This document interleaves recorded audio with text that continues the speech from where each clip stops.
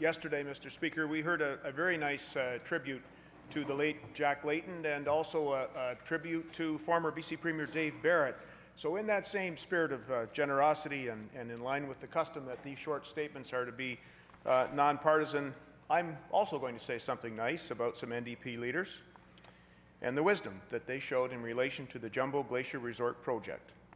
In fact, Mr. Speaker, I'd like to go on the record here today saying that I agree with the current president of the BC New Democratic Party when he said, when he was Environment, Lands and Parks Minister, and I quote, "The proponents of this project have shown a great deal of understanding and cooperation while awaiting the completion of the land use plan."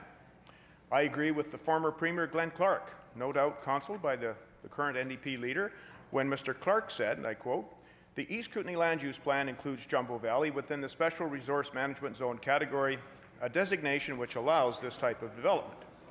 And I agree with the former Premier Mike Harcourt when he said, and I quote, "I hope that you will be able to proceed with this project and that one day we will be able to see this international venture realized. May I wish you good luck with the further formal review and assessment of your project." They definitely needed the good luck. Mr. Speaker, I've had a little fun with this today.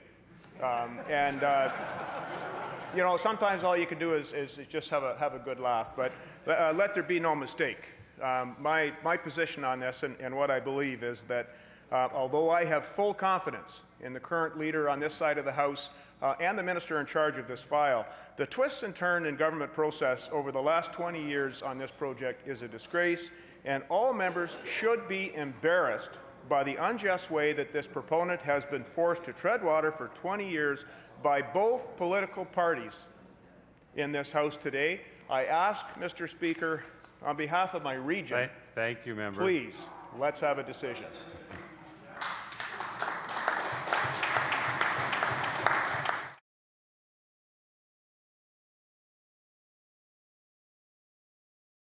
Because when we look at land use decisions, the thing that we always need to remember is what the local people believe, because they know the land the best and they care for it the most.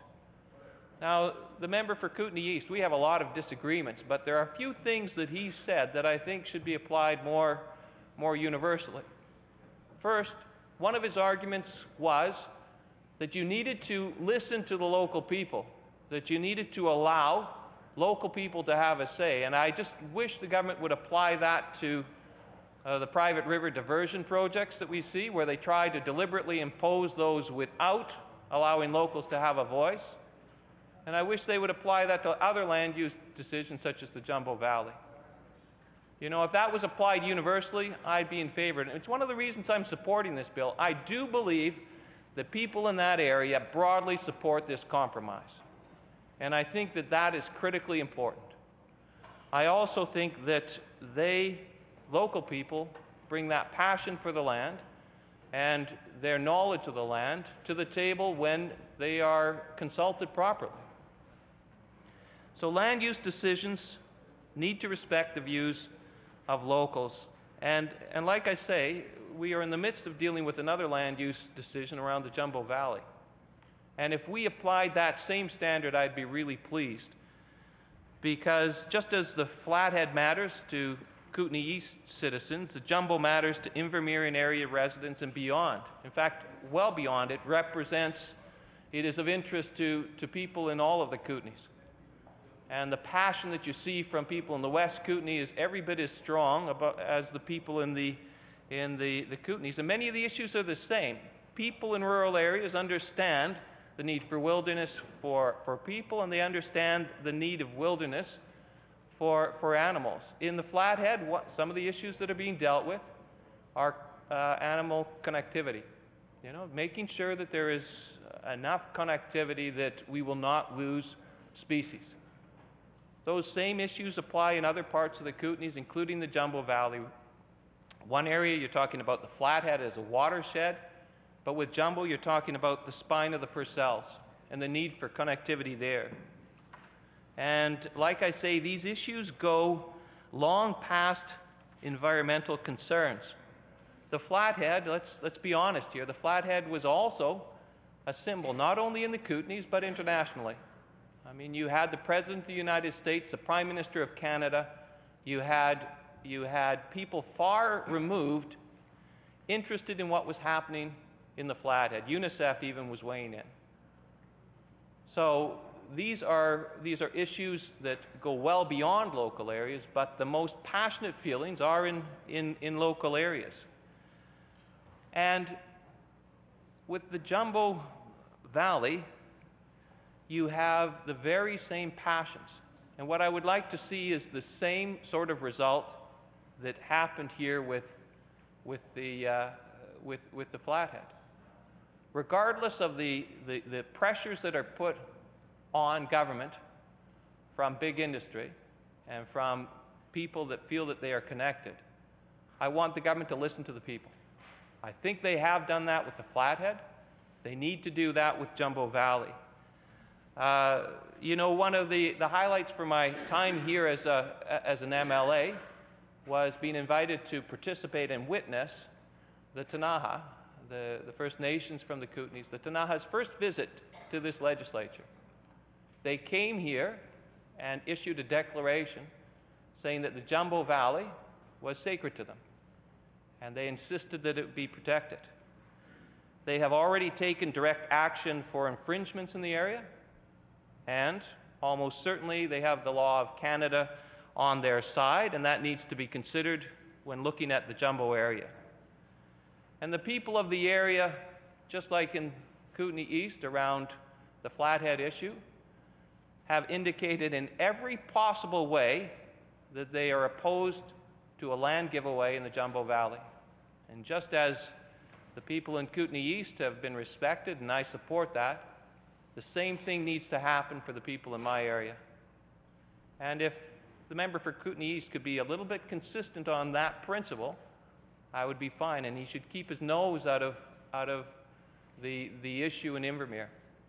And instead of working the back channels on that, he should respect the people of my area.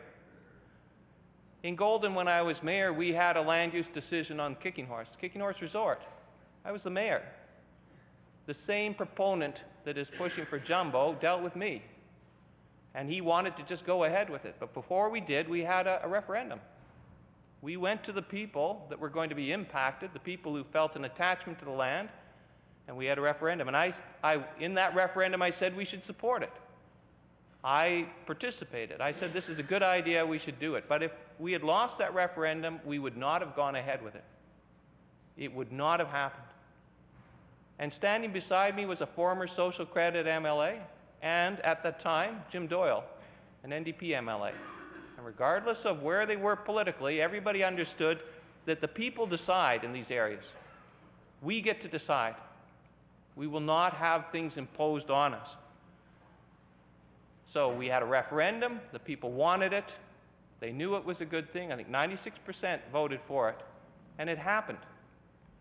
That same proponent that sits in Jumbo, because nobody wants it for 20 years, came up to Golden, and within 3 years, that resort was up and going. Because people wanted it. It made sense. Locals can judge. The same thing happened in Revelstoke. That is a spectacular resort that has come in the last number of years. Widely supported, a sensible project, and it happens. So we can judge whether it's on the Flathead, where I think a reasonable compromise has taken place that looks after the economy, looks after the environmental interest, looks after the recreational interests. Local people did participate. They broadly support that compromise. It means that we as legislators can come here and support it. I tell you, with the Jumbo Valley decision, if it does not support that same principle, there will be problems. There will be problems from the Ktunaxa, who quite correctly feel that that would infringe on their rights, their legal rights. And you will come up against a group of people in the Kootenays that will not have things imposed upon them. I can tell you, in the time that I have been there, the fight against IPPs, against giving away our rivers and taking away our ability to have a say on that, people in our area have stood up and made sure that did not happen, that initiative was pushed back. And when this government tried to impose the HST against tremendous odds and tremendous resources from the government, people in my area organized themselves and stopped it. And I can tell you, the principle behind these land use decisions is one that people in the area are willing to fight for. They're absolutely willing to fight for. And as government thinks through land use decisions, that needs to be borne in mind. Just as the Flathead has been protected to a certain extent in a compromise that is broadly supported, the same thing will and must happen with the Jumbo Valley. If you listen to the people, then you can't very often go wrong. People in the area accept that government sits far away, but they reject completely that anything should be imposed unfairly on them. And I think you'll see that with whether it's the Flathead or with Jumbo, that principle applies. So with that, I'd like to thank the House for the opportunity to speak to the bill. We will be supporting it, and we will look for the principle of local decision-making and respect for local people and land use decisions to be not only applied to this one case, but we hope that it's a principle that we can see more broadly applied. Thank you.